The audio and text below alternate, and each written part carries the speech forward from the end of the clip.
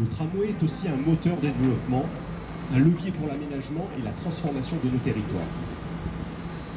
La ligne D a ainsi rendu possible et faisable la ZAC Centre, où nous sommes réunis ce matin, avec ses 1600 logements, son parc urbain de 5 hectares, sa zone d'activité économique.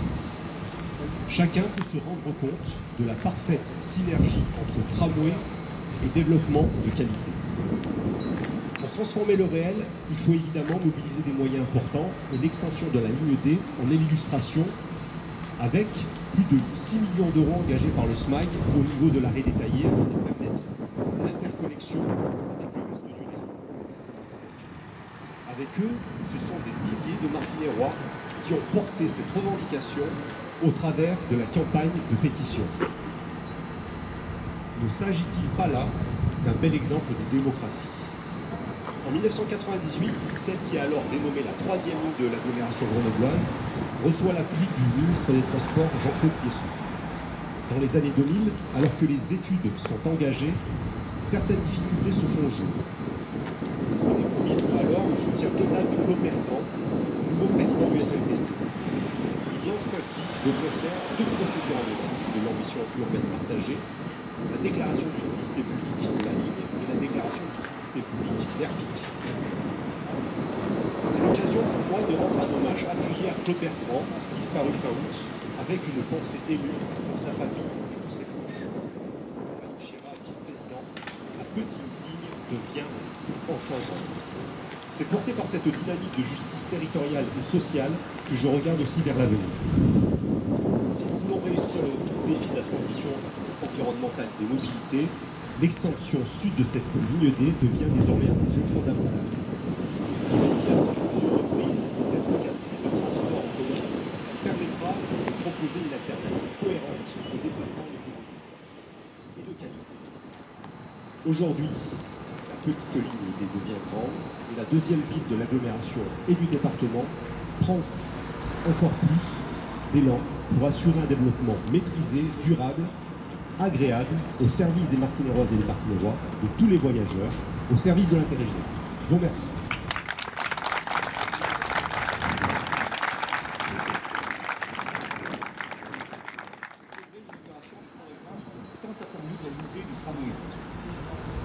Ce projet ambitieux, décidé, financé et piloté avec détermination par le SMAG et son président Sylvain Laval, représente une avancée majeure pour notre réseau de transport. Je veux citer également la métropole et son président Christophe Ferrari qui ont aussi œuvré pour cette réalisation. Et David l'a dit, il ne faut pas l'oublier que nous avons aussi réalisé ce tracé avec l'œil bienveillant des partenaires du SMAG qui sont c'est-à-dire les territoires de Grésivaudan, du Voironnais et le département. Leur dévouement était essentiel pour traverser ces mois de transition avec efficacité. Je tiens également à saluer particulièrement les équipes de Christine Rochex et de Jean-Paul Bonin qui au passage c'est un anniversaire aujourd'hui chez l'exploitation. Et tous nos experts techniques en exploitation, en sécurité, dont l'engagement était primordial lors des phases critiques du projet.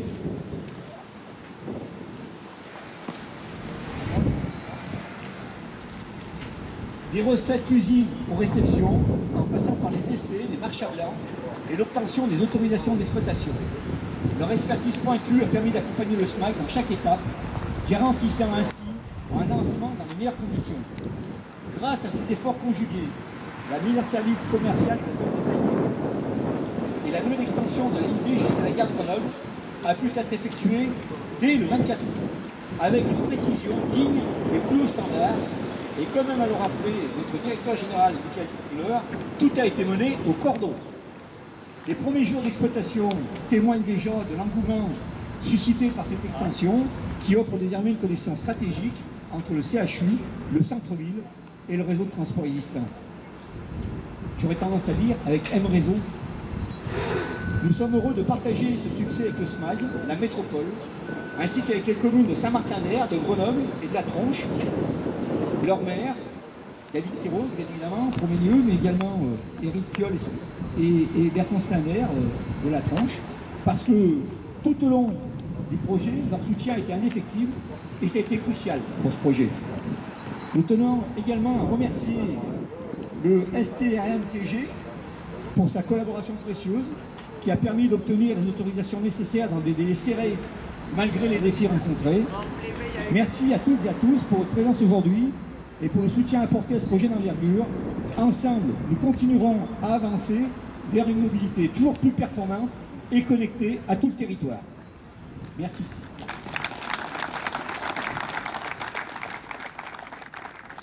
Il me rappelait les grands débats qu'il y avait eu pour le tracé de la ligne B du tramway à la Tronche pour la desserte de l'hôpital. Le tram B est maintenant dans le paysage à la Tronche et bien là, à tel point que la ligne de bus C1 qui va très rapidement de la Tronche à Grenoble est encore trop ignorée. C'est la magie du tramway, la magie du matériel roulant des trains qui font plus rêver que les bus. Un voisin me rappelle souvent, lui, l'occasion manquée de la traversée du tram de l'avenue de Verdun puis de l'Isère avec le passage supérieur qui empêche aujourd'hui le pôle d'échange multimodal dont on aurait pu rêver avec un passage au niveau de l'avenue. Aujourd'hui, ce prolongement de la ligne D est devenu une évidence.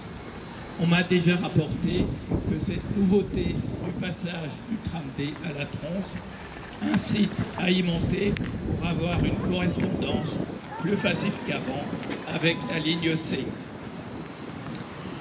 Donc un mot de la Tronche qui, par sa géographie et depuis des temps très lointains, s'est inscrite dans l'axe de transit est-ouest, depuis Grenoble vers le Grésivaudan et aussi vers la Chartreuse, avant même qu'il y ait des ponts sur l'Isère. Le lien nord-sud est plus récent. Et même si Saint-Martin-d'Air est notre voisine d'Outre-Isère, le lien de la Tronche avec Saint-Martin-d'Air, jusqu'à maintenant, était plus avec le campus universitaire qu'avec la ville. Le lien est maintenant mieux fait entre nos communes, et si la ligne C relie déjà Saint-Martin-d'Air à Grenoble, eh bien aujourd'hui, passer par la Tronche devient une autre façon de relier Saint-Martin-d'Air à Grenoble. Il faut faire parfois des détours, traverser plusieurs ponts, changer de rive pour aboutir. Nous étions il y a quelques jours à Saint-Imier pour inaugurer ces nouvelles lignes de bus du Grésivaudan vers la métropole, et ces lignes passent à la Tronche. Nous inaugurons aujourd'hui le prolongement de la ligne D, et elle passe aussi à la Tronche. Ainsi, le maillage des transports en commun progresse, et nous souhaitons que ce maillage soit dans le sens et qu'on puisse constater la baisse de l'usage des automobiles dont nous devons progressivement restreindre et l'emprise sur nos espaces publics et la pollution de notre air. Donc, bienvenue à la prolongation de la ligne D, bienvenue à la Tronche, bienvenue au lien nouveau entre nos communes.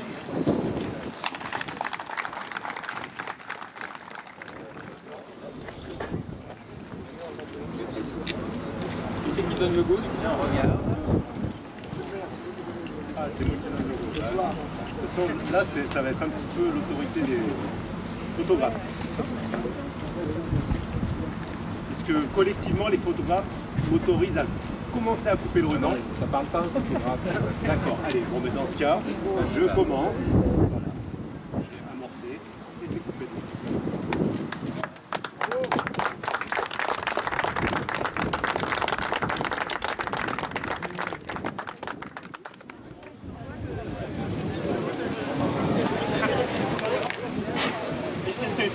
Ouais, mais grave.